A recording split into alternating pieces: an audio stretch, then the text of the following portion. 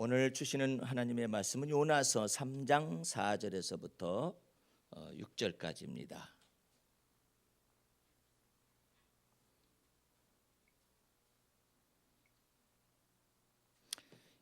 요나서 3장 4절에서부터 6절까지 보도록 하지요. 요나가 그 성에 들어가며 곧 하룻길을 행하며 외쳐가로되 40일이 지나면 니느웨가 무너지리라 하였더니 니느웨 백성이 하나님을 믿고 금식을 선포하고 물온대소하고 굵은 배를 입은지라 그 소문이 니느웨 왕에게 들림에 왕이 보좌에서 일어나 조복을 벗고 굵은 배를 입고 제 앉으니라. 아멘. 할렐루야. 오늘 하나님의 말씀의 제목은 하나님을 믿고 회개하는 니느웨라는 말씀의 제목을 가지고 요나서 강의 11번째 시간, 요나서 본문 말씀 3장 4절에서 6절까지의 말씀을 가지고 주의 은혜를 나누도록 하겠습니다.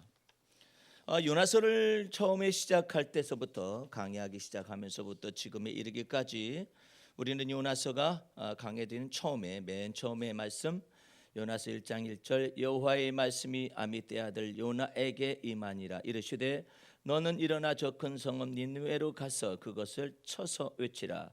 그 악독이 내 앞에 상달하였음이니라 하시니라. 이런 내용을 우리가 계속해서 듣고 있습니다. 이에 비교하여서 요나는 여호와의 낯을 피하려고 일어나 도망하려 하여 여호와의 낯을 피하여서 선가를 주고 배에 올라섰다라는 내용까지 계속해서 말씀을 들었습니다. 그 요나가 왜 여호와의 말씀에 일어나서 가서 그걸 쳐서 외치라. 악독이 내 앞에 상달하였습니다. 이렇게 하나님의 말씀이 선포가 되었는데 왜 요나가 하나님의 낯을 피하려고 즉각적으로 도망가느냐 이 말이죠. 이 내용에 관해서 우리가 조금 더 생각하면서 오늘 본문 말씀으로 들어가야만 합니다. 요나는 하나님에 대해서 두 가지 오해가 있어요. 첫 번째로는 요나는 하나님의 공평하심에 관하여서 오해를 하고 있습니다. 여러분은 흔히 생각하기를 우리 요나서가 복음을 선포하고 있는 것이라고 외치는 사역자들이 있는데 그 말씀 사역자들은 하나님의 말씀을 오해한 거예요. 요나서에서 하나님이 전파하라는 말씀은 복음을 선포한 것이 아니라 심판에 대한 경고입니다. 거기 어디에 복음이 해당되는 내용이 있어요? 예를 들어서 하나님이 세상을 이처럼 니느웨를 이처럼 사랑하사 하나님께서 저들의 모든 허물과 죄악을 용서하실 것이니까 하면서 이런 내용이 없어요. 2절 말씀 다시 보게 되면 너는 일어나 저 큰 성읍 니느웨로 가서 그것을 쳐서 외치라. 쳐서 외치라고 했거든요. 그 악독이 내 앞에 상달하였음이니라. 이와 같은 내용인데 그 더 깊은 내용은 오늘 본문 말씀에 나와 있는 거예요. 쳐서 외치되 어떻게 외치라는 거예요? 40일이 지나면 이 니느웨 성읍이 멸망할 거라는 뜻입니다. 심판에 대한 경고이지 복음 선포는 아니에요. 그러니까 하나님은 공평하신 것입니다. 만약에 니느웨 성읍이 구원 얻을 것을 전제로 이와 같은 심판의 경고를 했다면은 하나님은 불의하신 거예요. 공평하지 못한 거예요. 의롭지 못한 거예요. 하나님께서는 요나에게 여호와의 말씀을 이처럼 외치라 한 것입니다. 다시 말합니다. 너는 일어나 저 큰 성읍 니느웨로 가서 그것을 쳐서 외치라. 그 악독이 내 앞에 상달하였음이니라 하시더라. 그러므로 요나는 하나님이 공평을 행하시는 의로우신 분이시라는 사실을 오해했어요. 그게 하나님의 말씀 자체를 또 오해하는 것입니다. 잘 들으셔야 해요. 하나님의 인격을 오해하면, 하나님의 성품을 오해하면 하나님의 말씀을 오해하게 돼요. 여러분들은 하나님의 말씀을 배우는데도 중요하지만은 하나님이 말씀을 하시는 바 그 하나님의 인격과 성품에 대하여서 잘 배워나가야만 합니다. 그래서 예수 그리스도를 통해서 우리는 하나님을 배워 알아나가는 것이죠. 하나님의 은혜는 무엇이며 하나님은 진리가 무엇인지 그것을 따라서 배우는 것이죠. 그래서 여호와의 말씀이 요나에게 임하되 가서 쳐서 외쳐라.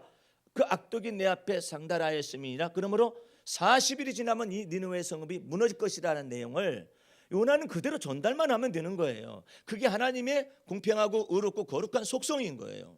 악독이 상달됐으니까 멸망시키겠다라는 거 아닙니까? 그런데 하나님께서 40일을 정한 거예요. 그렇죠? 기회를 주고 있잖아요. 40일을 정했단 말이에요. 그러니까 요나는 두 번째로 무엇을 또 오해하느냐면은 아주 간교한 것입니다. 인간이 어떻게 간교하느냐? 하나님 앞에서 자기가 심판의 경고를 전달하면 무슨 소용이 있느냐 이 말이에요. 저 악독한 저 사람들은 하나님께서 분명히 용서하기 위하여서 심판의 경고를 하라겠다라는 거예요. 이것은 하나님의 속성에 관해서 너무나 머리가 빠르게 돌아가고 지나치게 생각하고 있는 인간의 망령됨입니다. 하나님이 심판의 경고를 하는데 이미 용서해 줄 걸 다 작정해놨다 이거죠. 요나는 그렇게 생각한 거예요. 그래서 하나님의 말씀에다가 자기 생각을 자꾸 덧붙이는 거예요. 그것이 하나님 보시기에 망령됨이거든요. 하나님의 말씀은 살았고 운동력이 있어서 좌우의 날선 어떤 검보다도 예리하기 때문에 영과 혼과 관절과 골수를 찔러 쪼개고 마음과 생각과 뜻을 감찰하시며 지으신 것이 하나라도 그 앞에 나타나지 않음이 없고 오직 만물이 우리를 상관하시는 자의 눈앞에 벌거벗은 것 같이 드러난다라고 히브리서 4장 12절 13절에 말씀하고 있거든요. 그러므로 하나님의 말씀은 굉장히 날카롭고 굉장히 살았고 파워풀하다고 하는 거예요. 운동력이 있다라는 거예요. 그 운동력이 있기 때문에 내 생각을 덧붙일 이유가 없어요. 하나님의 말씀이 살았고 운동력이 있기 때문에 내 지혜를 덧붙일 이유가 없어요. 하나님의 말씀이 살았고 운동력이 있고 파워풀하기 때문에 권능이 있기 때문에 내 지혜를 거기다 덧붙일 이유가 없어요. 그런데 인간은 처음부터 이처럼 망령된 죄악들을 하나님 앞에 범하고 있어요. 하나님께서 인간을 하나님의 형상으로 창조되었다는 말은 그 의미가 뭐예요? 이미지 오브 갓이잖아요. 하나님의 형상일 뿐이에요. 하나님의 이미지일 뿐이에요. 인간은 실체가 아니에요. 실상이 아니라고요. 하나님이 아니라고요. 그런데 마귀는 계속해서 인간을 꼬드깁니다. 너희가 하나님과 같이 되기 위하여. 예? 너희 스스로가 하나님과 같이 되어라. 여러분들 세계에서 전파되어지고 있는 많은 긍정적 마인드라든지 적극적 사고라든지 이런 것들이 마인드 컨트롤이라는 이런 것들이 전부 다 무엇을 지향하고 있느냐면요. 네 속에 전능자의 기운이 있다라는 거예요. 네가 스스로 하나님이 되라 이거예요. 예? 그 내가 하나님이 스스로가 되는 것을 목표로 하고 있어요. 뉴에이지 운동이라는 이와 같은 모든 운동들이 전체가 다 너는 곧 신이라는 거예요. 인간은 곧 신이라는 거예요. 예? 인간은 곧 신이라고 인간 스스로가 말해서 신이 되는 것이 아니라 하나님이 인간에게 성령을 부으시잖아요. 죄사함을 받고 의롭다함을 받은 하나님의 자녀들에게 하나님의 신 성령을 부으시잖아요.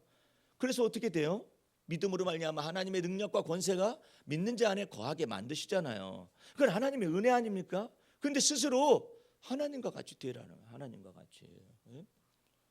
내가 긍정적인 마인드에 관해서 여러분에게 날마다 각을 세우는 까닭이 뭐 때문에 그러냐면은 사도 바울은 철저하게 이렇게 말합니다. 내게 능력 주시는 자 안에서 내가 모든 것을 할 수 있다라고 말을 해요.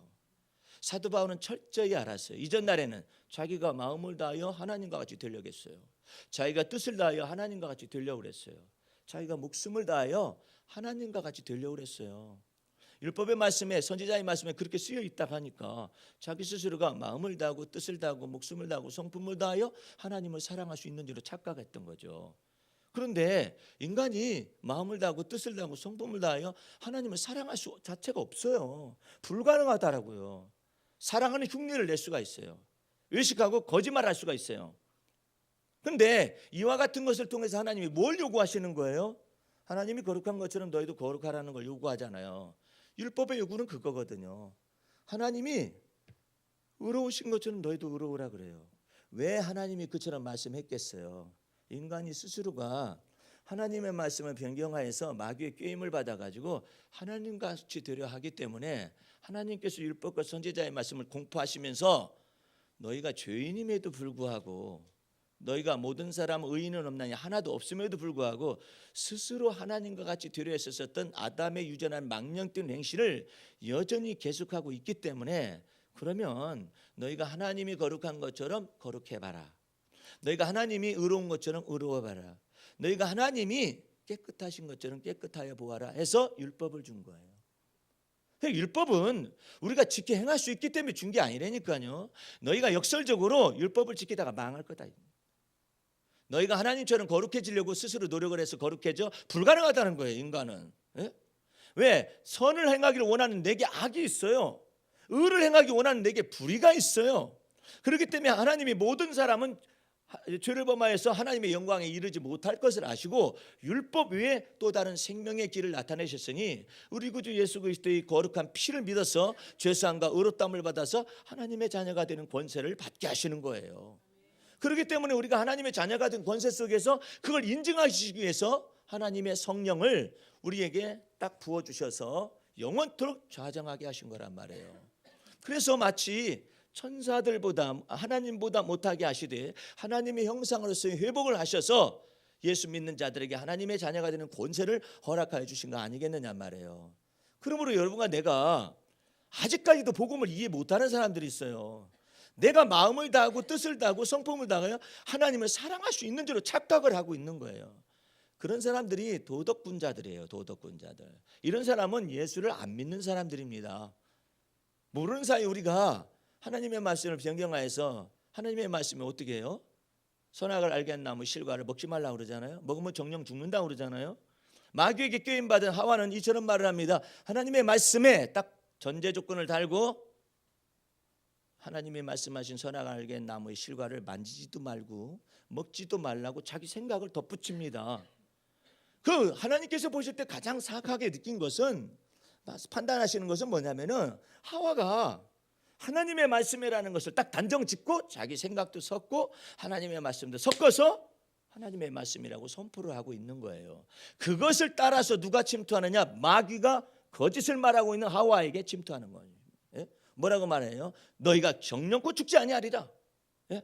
너희 눈이 밝아서 하나님과 같이 선악을 판단할 줄을 하나님이 아시기 때문에 너희가 하나님과 같이 되려 하는 것을 아시기 때문에 그렇게 해서 하나님께서 먹지 말라 한 것이다. 거짓말을 늘어놓잖아요. 그 하나님의 말씀은 어떤 말씀이었습니까? 하나님의 말씀으로 천지 만물을 창조하시는 말씀이잖아요. 그래서 하나님도 진실하시고 그의 말씀도 진실무망하는 것입니다. 거짓이 없다라는 거 아니에요. 하나님은 선이시고 하나님은 은혜로우시고 자비로우시고 노하기를 더디하시지만은 하나님 앞에서 이처럼 범죄하고 있는 영혼들, 하나님을 거짓말하는 하나님으로 만드는 영혼들을 위하여 하나님은 율법을 선포하시는 거예요. 그래서 율법의 멍에를 뒤집어쓰게 하시고 율법의 저주 아래에서 헤매다가 일생 끝나는 거예요. 그런데 여러분과 나는 예수 그리스도를 믿는 믿음 안에서 속죄함도 받았죠, 의롭다 칭하심도 받았죠, 하나님의 자녀가 되는 권세를 받았어요. 성령으로 놀랍도록 거듭나게 하셨어요. 이 모든 것이 하나님이 예수 그리스도 안에서 은혜로 주시는 바 하나님의 선물이 아니냐 말이에요. 그래서 여러분에게 이처럼 놀라운 은혜를 주셨으니까 하나님이 여러분과 나에게 요구하시는 것이 있어요. 이처럼 하나님의 은혜가 예수 그리스도 안에서 여러분과 내 속에 왔어요. 이처럼 하나님의 진리가, 자유케 하는 진리가 예수 그리스도 안에서 여러분과 내 속에 왔어요. 그런데 하나님이 요구하는 것이 있다 이 말이에요. 어떻게 살아라. 근데 이 어떻게 살아라 이것 속에서 오해가 있어요. 또 율법의 말씀을 내가 지켜서 살아야 한다라는 오해가 있어요. 어떤 사람들 그래요. 율법의 말씀대로, 성경 말씀대로 사는 것이 하나님의 뜻이 아닙니까? 그런데 이와 같은 것에 대한 오해가 계속해서 여러분의 두뇌 속에 있다니까요. 성경 말씀은 예수 믿음으로 말미암아서 하나님의 은혜를 믿음으로 말미암아서 예수 그리스도 안에 있는 하나님의 은혜를 믿음으로 말미암아 속죄함과 의롭다함을 받고 하나님의 은혜를 받아서 구원 얻은 사람들, 여러분과 내 속에서 다시 율법을 지켜라 말씀하시지 않으셔요. 율법을 지키라 말씀하시지 아니하시고 처음 구원 얻을 때도 율법과 선지자의 말씀을 완성하시고 율법의 목적을 다 이루신 예수 그리스도를 믿음으로 말미암아 구원함을 얻었다면 살아가는 것은 어떻게 살아가느냐? 예수 믿는 믿음 안에서 살아가는 겁니다. 성령을 쫓아서 살아가는 것입니다. 어떻게 하면 살아갈 수 있느냐? 속죄함을 주신 하나님의 은혜를 찬양하는 거예요. 의롭다 하심을 주신 하나님의 은혜를 찬양하는 거예요. 예? 누가 우리를 정죄할 수 있으며 누가 우리를 대적할 수 있습니까? 하나님의 아들을 우리를 위하여 십자가에 내어주신 그 하나님께서 그리스도 예수 안에 있는 하나님의 사랑에서 여러분과 나를 끊을 것이 어떠한 피조물도 없다라는 거예요. 그와 같은 믿음 안에서 살아가는 거예요. 그 주님을 찬미하면서 살아가는 거예요.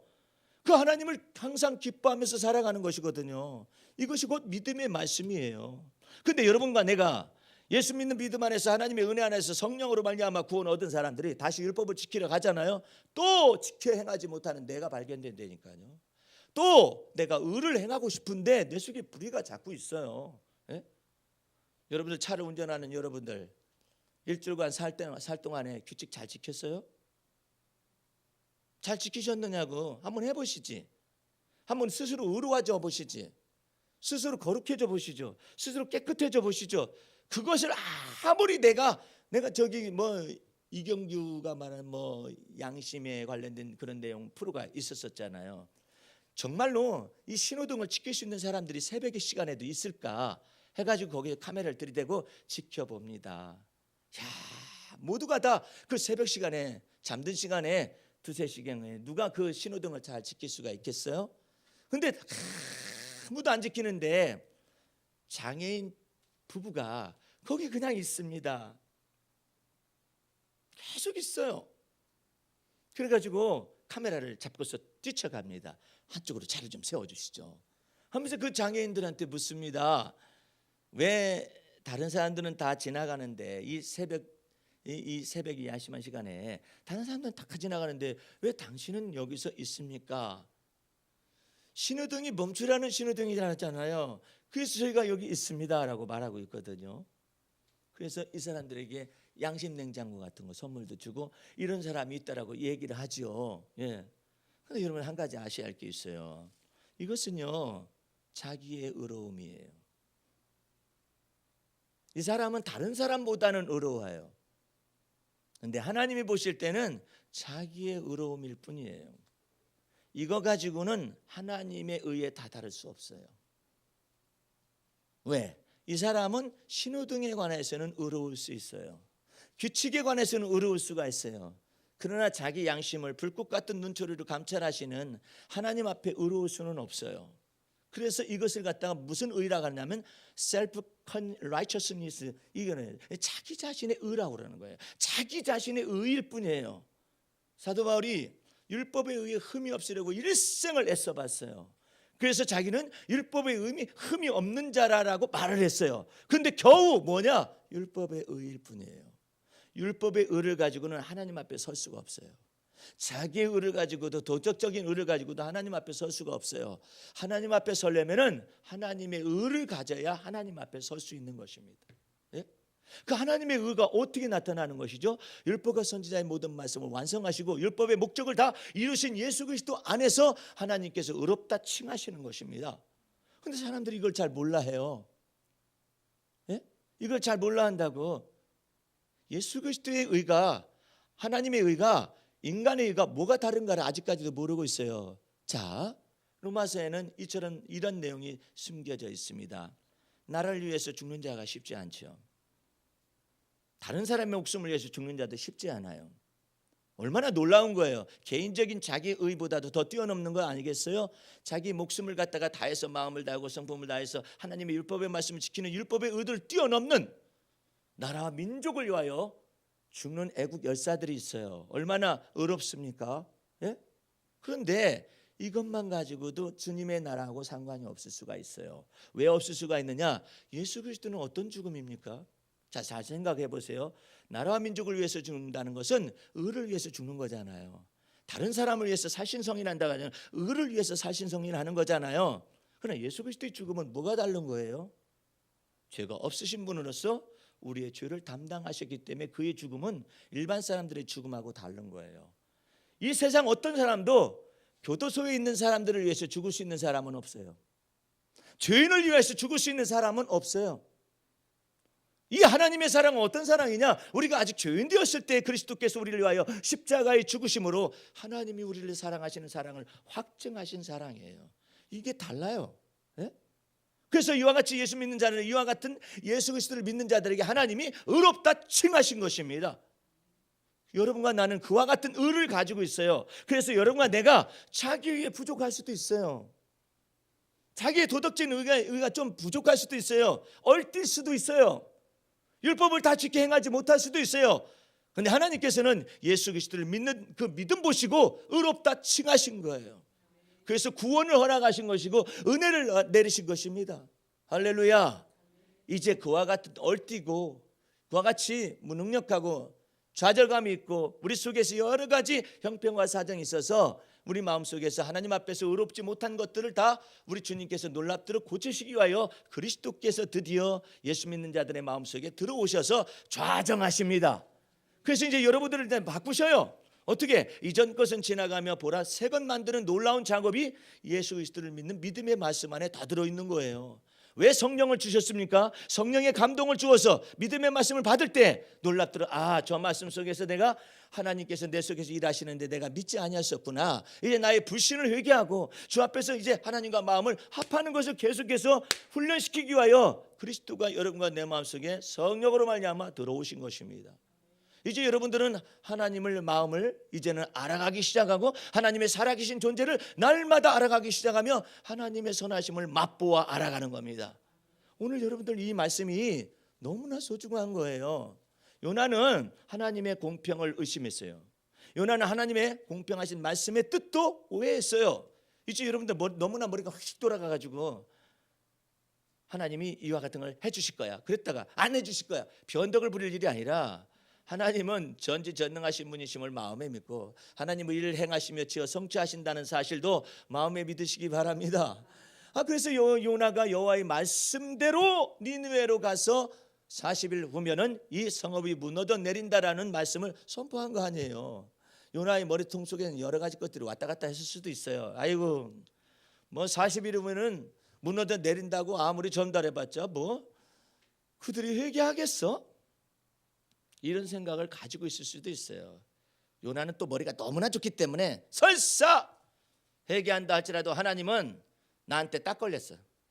왜 딱 걸리냐면은 그래서 내가 도망간 거 아닙니까? 이렇게 말하기 위해서. 예?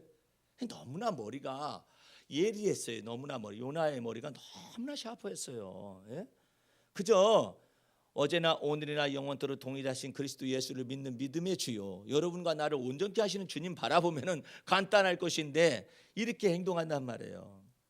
제가 처음에 이제 저희 형님으로부터 전도를 받아가지고 믿어지지가 않는 거죠. 어쨌든 교회에 나오기 시작을 했고 그 해에 제가 성탄절 때 지나서 한 1월 달쯤인가 성령 충만함을 받았었습니다. 그 이후로부터 곧바로 제가 저희 어머니 아버지의 구원을 놓고 기도하기 시작을 했어요. 전에는 저희 형님이 부모님을 위해서 가족들을 위해서 기도했다면 이제는 저희 형님의 기도를 받아가지고 제가 막 기도를 해서 한 3년 동안을 기도를 한 적이 있었어요. 여기 집사님도 지금 그와 같은 의문점을 가지고 있기 때문에 오늘 말씀이 증거가 되는 것 같아요.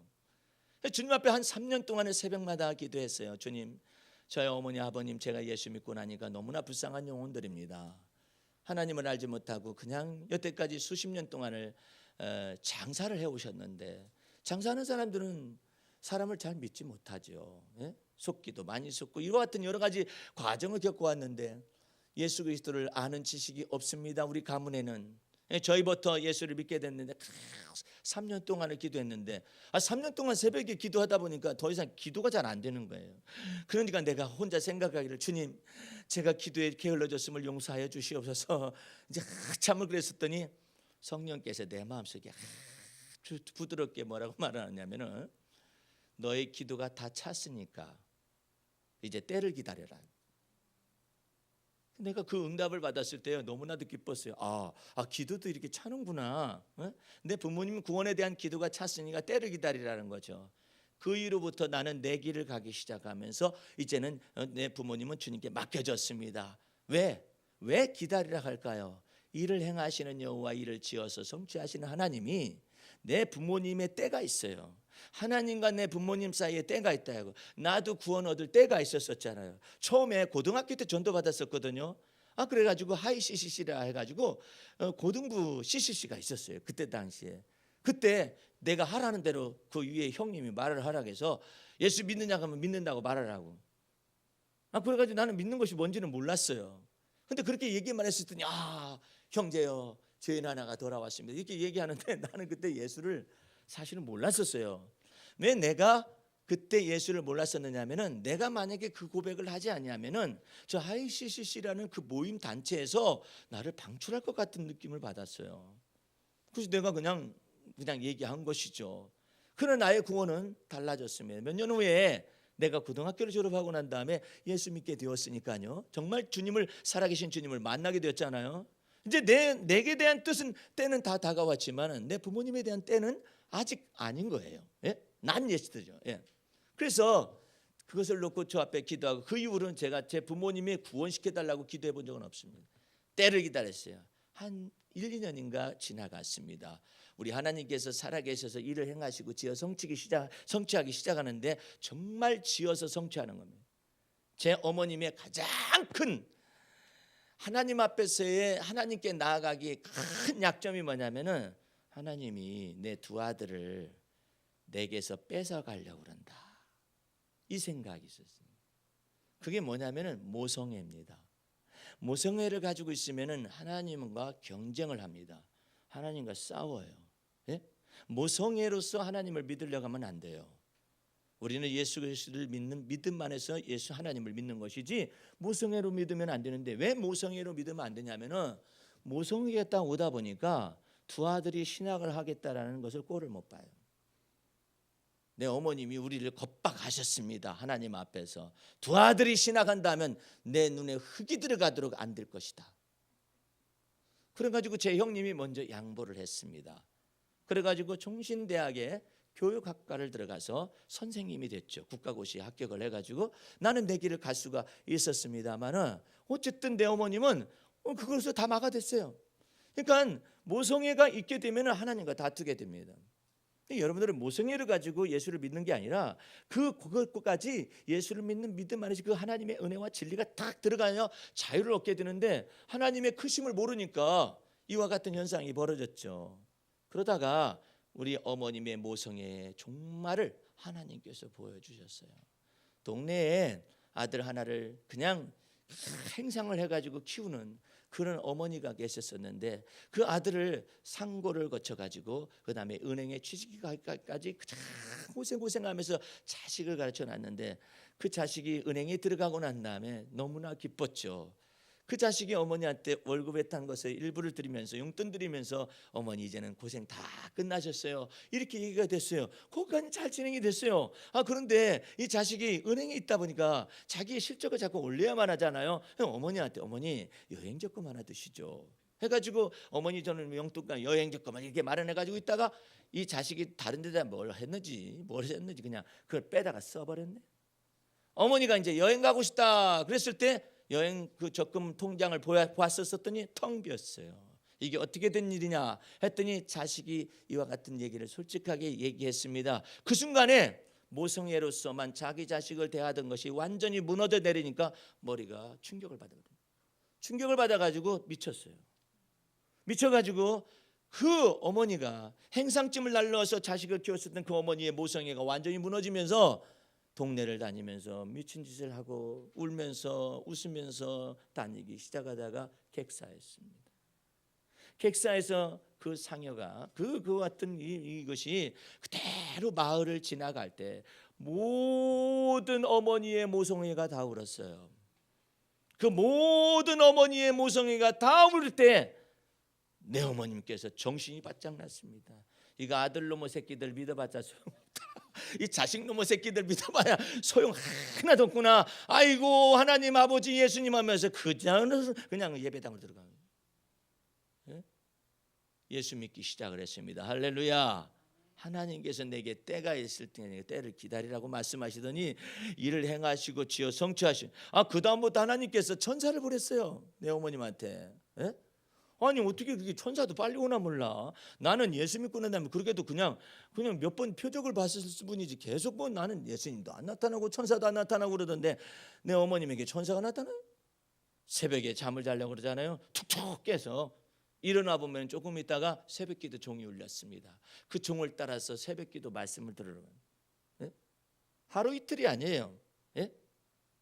그러시더니 요즘은 연세가 드셔서 그러는지 그 천사는 그만두고 예수님이 옆에 계셔서 뭐라고 하신다고 하니까 얼마나 신비스럽고 놀라운 일이에요.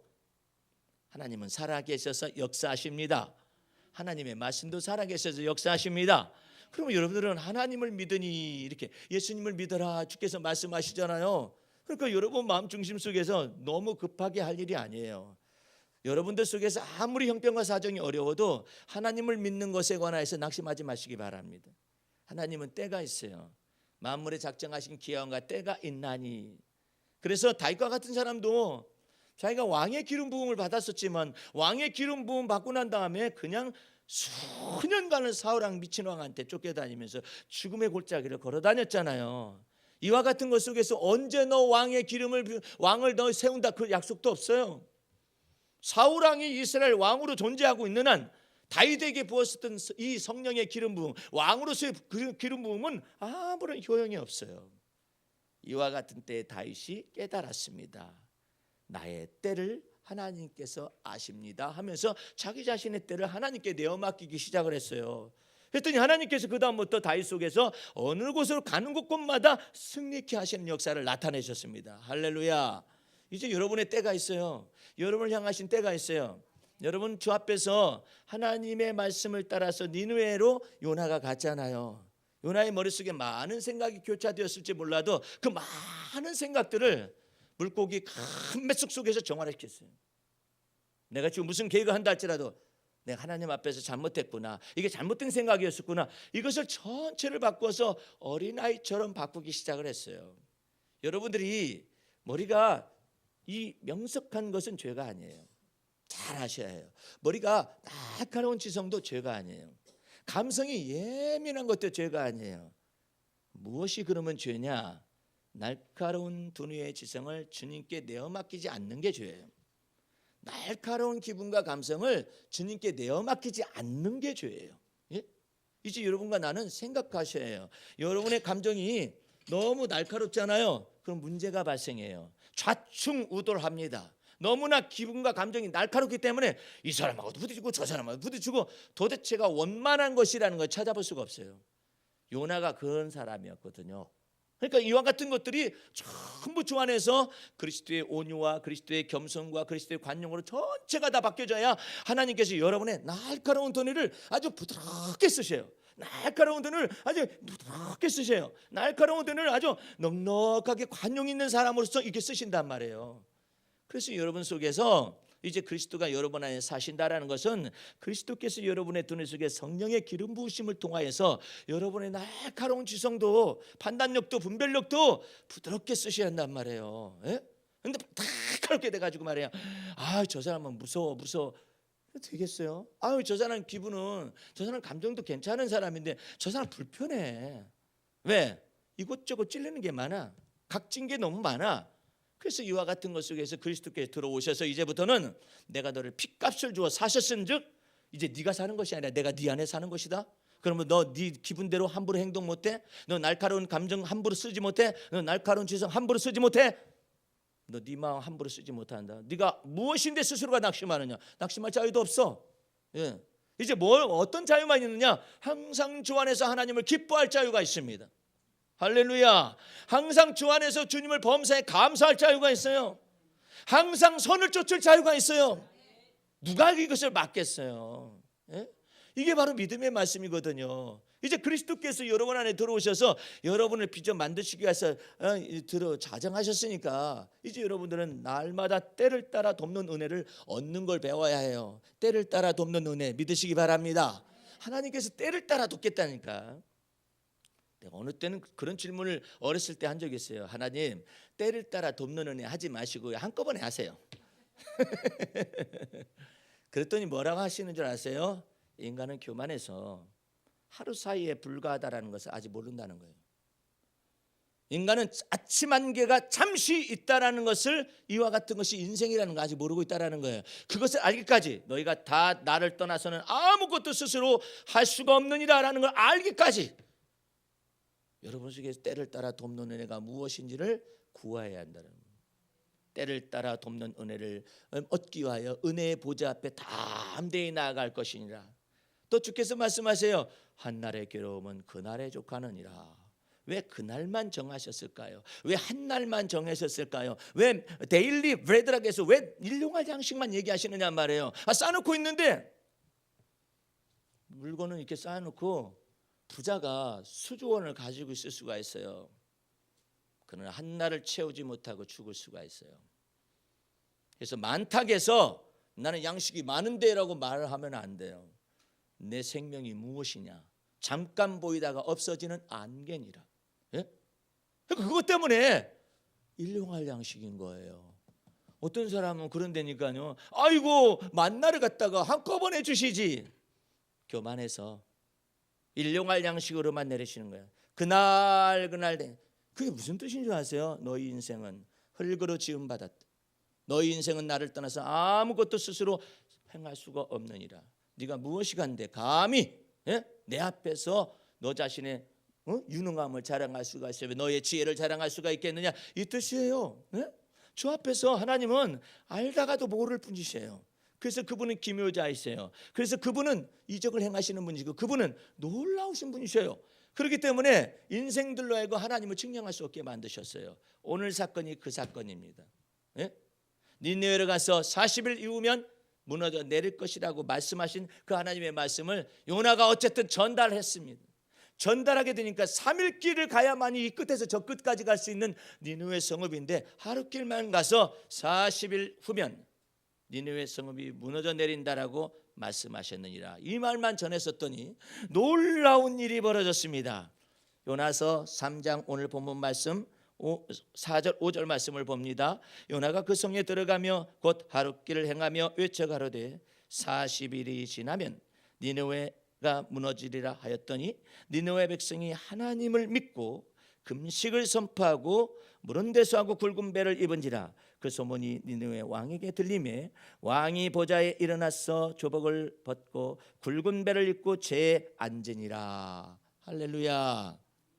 니느웨 말이 능력 있어서 그런 게 아니에요. 여러분들 생각해 보세요. 니느웨로 간 요나의 몰골을 생각해 보라고요. 저처럼 양복을 입었겠습니까? 양복 입었어도 그 거지 같았을 거예요. 왜? 양복 입고 물고기 뱃속에 3일 동안 있어봐야 뭐가 되나? 아니 물고기 뱃속에서 위산이 과다가 되는 데인데 거기가 다 녹아 없어질 지경인데 거기에서 겨우 살아났는데 3일 동안 물고기 뱃속에 있다가 나왔다. 근데 뭘 몰골이 그냥 그렇게 능력 있고 뭘 몰골이 그냥 빛난 갑옷을 입었겠어요? 근데 왜 요나를 그와 같은 상태에서 보내느냐 말이에요. 하나님은 능력의 힘이 큰 것이 요나에게 있지 아니하고 하나님의 말씀에 있게 하시게 하는 것입니다. 할렐루야. 그러므로 여러분들 주님을 믿으세요. 제가 이전날에 그 전기 면도기하고 양날이 선 이와 같은 그냥 깎는 면도기가 있다고, 날 면도기가 있다, 그 얘기 해드린 적이 있었잖아요. 나는 수년간을 전기 면도기 썼었어요.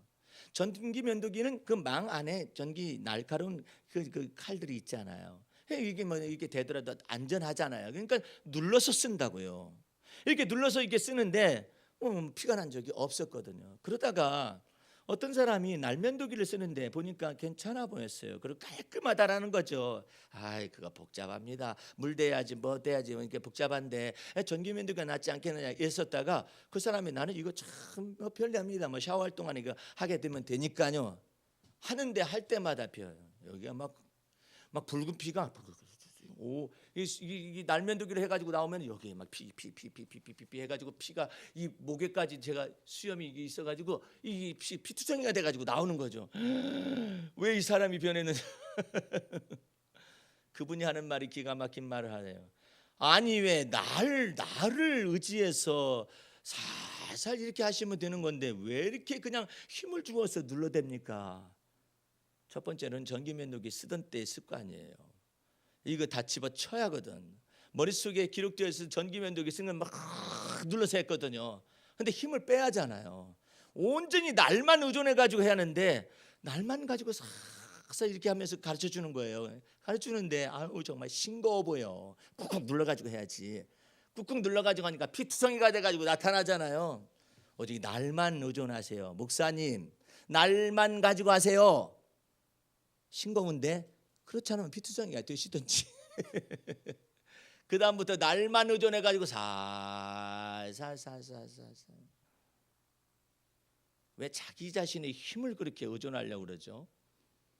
우리가 테니스를 즐겨하는 매니아인데 테니스도 보면은요, 이 테니스 채가요 역사적으로 발달된 전례가 쫙 있습니다.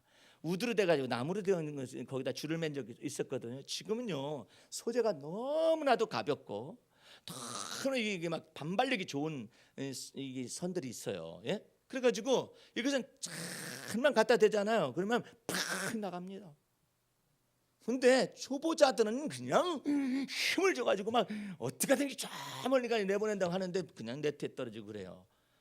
코치가 한결같이 말합니다. 힘 좀 빼세요. 목사님 힘 좀 빼시라니까. 막 어깨에 힘이 잔뜩 들어갔네. 목사님 테니스 쳐가지고 보디빌딩 하세요? 아, 이 힘이 안 빠진다고. 목사님 3년이에요. 힘 빼는데 3년. 예? 그래가지고 힘을 쫙 빼가지고 치는 날에 보면은요, 아이고 목사님 이제 챔피언감입니다. 목사님 이 구장에서 안 치셔도 되겠네. 힘이 잔뜩 들어간 날은, 어제는 그렇게 잘 치던 분이 왜 이 모양이에요? 완전히 죽을 쓰는 것이죠. 골프도 마찬가지예요. 골프는 더 예민합니다. 골프공은 쇳덩어리가 앞에 붙어 있잖아요. 이것을 가지고 날리는데 골프공이 그 저항을 갖다가 어떻게 조절하기 위해서 그 수많은 이 구멍들을 막 바깥에다 뚫어놨잖아요. 그것을 따라서 막 저항을 줄여가지고 날아갑니다. 날아가는데 그걸 세게 힘 가지고 치려고 하잖아요. 땅바닥을 쳐, 계속 땅바닥하고 공을 같이 쳐. 근데 쫙 치는 거 보세요. 프로들 그냥 가벼운 몸짓으로 쫙 치는데 날아가는 건 굉장히 멀리 날아가요. 정확도가 있어야 날아가잖아요. 전부 다 골프채를 이용해 가지고 치는 것이거든요. 하나님의 말씀도 그와 마찬가지입니다.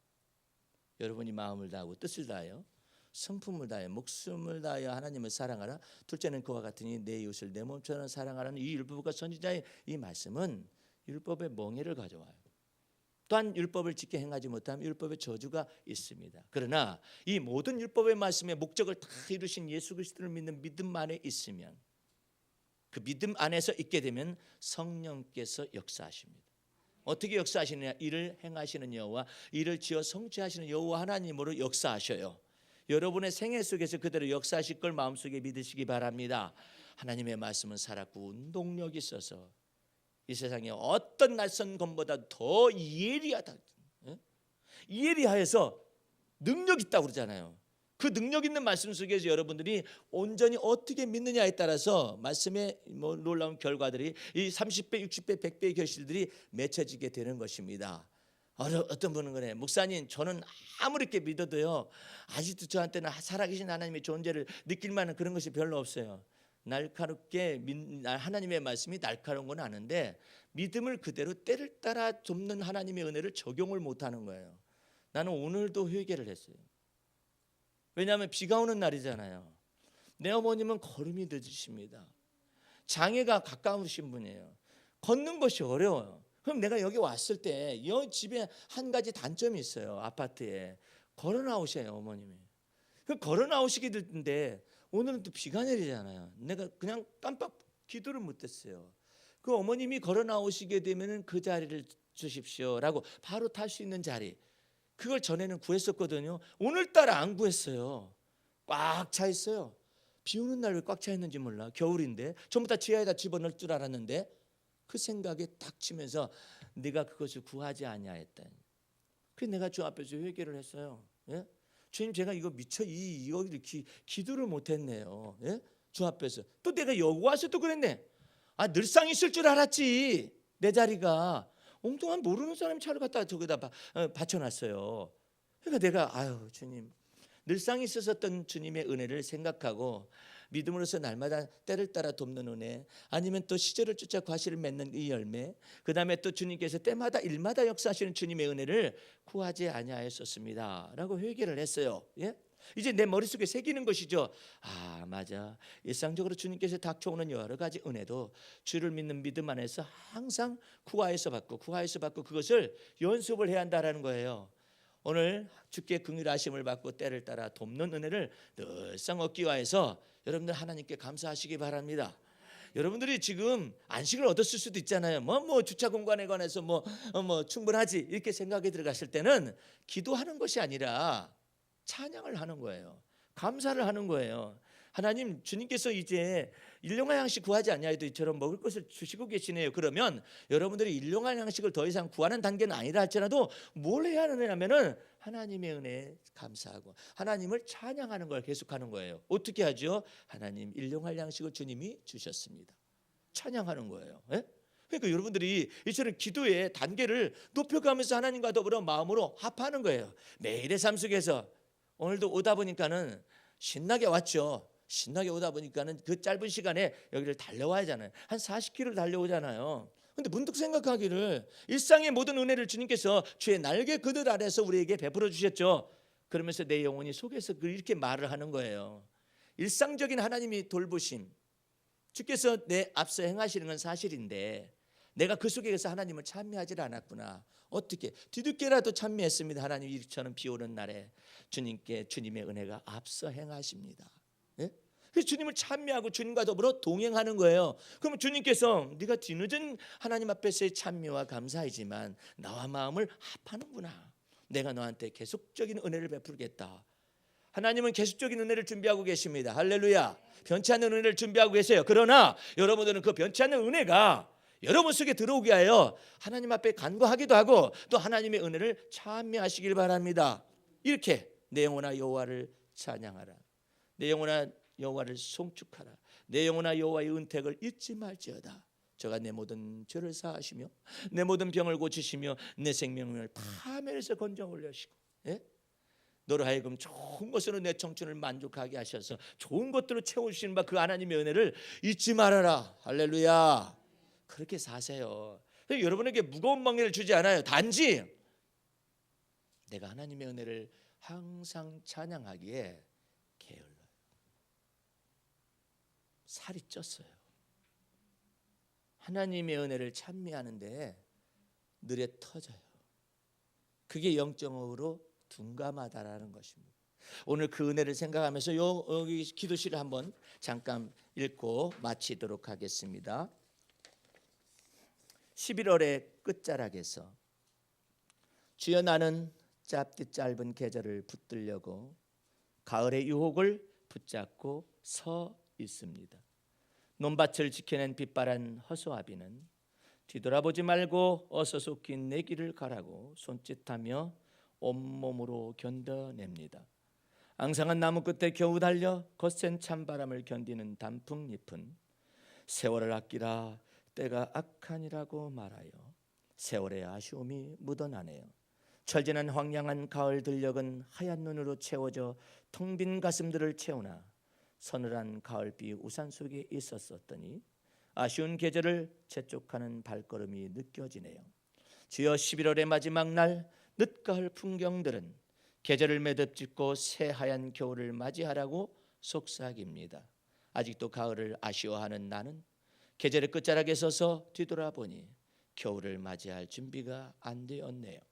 삶은 어느덧 한 해의 아쉬움으로 힘껏 달려가서 공허하지만 사계절을 순환시켜 온누리를 새롭게 하시는 주님을 찬미합니다.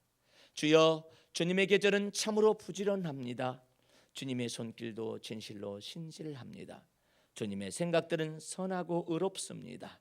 인생들을 향한 주님의 계획은 자비하여 은혜롭고 인자합니다. 주님이 인생에게 배려하는 수많은 시간들은 사랑 그 자체입니다. 너는 하나님의 하신 일 찬송하기를 잊지 말지니라. 인생들이 그 일을 노래하였느니라. 아멘. 기도하시기 바랍니다. 우리 하나님 아버지 감사 찬미 올립니다.